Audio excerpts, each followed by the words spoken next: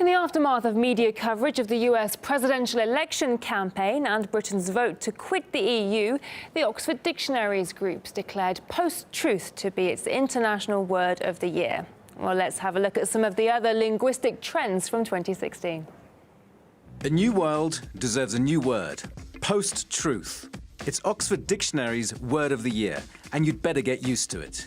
It means relating to or denoting circumstances in which objective facts are less influential in shaping public opinion than appeals to emotion and personal belief.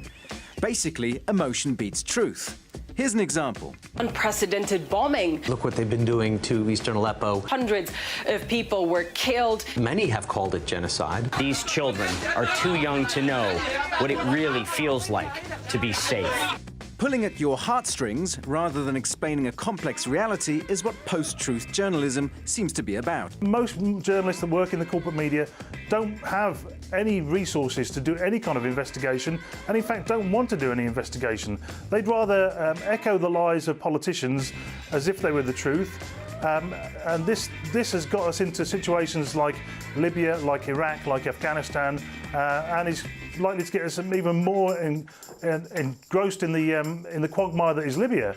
Is Syria.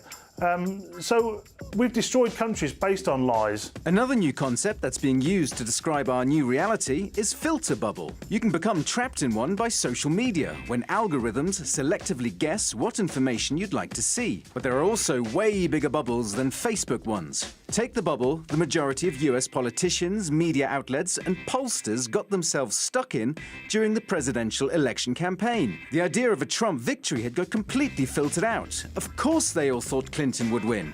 Which Republican candidate has the best chance of winning the general election? Right now, Donald Trump.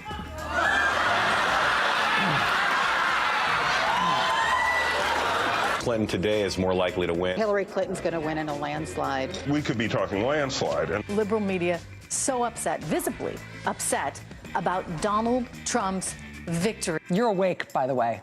You're not having a terrible, terrible dream. Also, you're not dead and you haven't gone to hell. This is your life now. This is our election now. This is us. This is our country. It's real.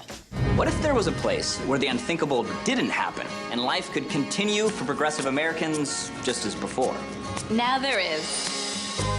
Welcome to The Bubble. The Bubble is a planned community of like-minded free thinkers, and no one else. Well, not everyone got stuck in that bubble, and some of them got their own word too.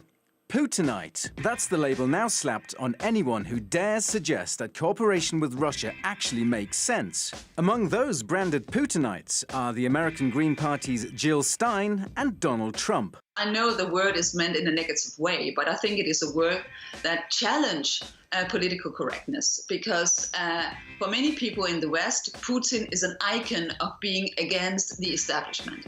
So I really hope that conservative people in the West who agrees with what Russia's doing, and there are actually some that do, that they would take this expression to heart and use it. I mean, I think it's wonderful. Let's go Putinize. I think it's really a wonderful expression. I was very overwhelmed to see that, and I thought it was great.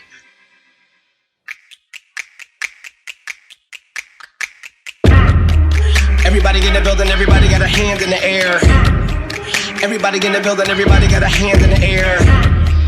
Everybody in the building, everybody got a hand in the air. Everybody in the building, everybody got a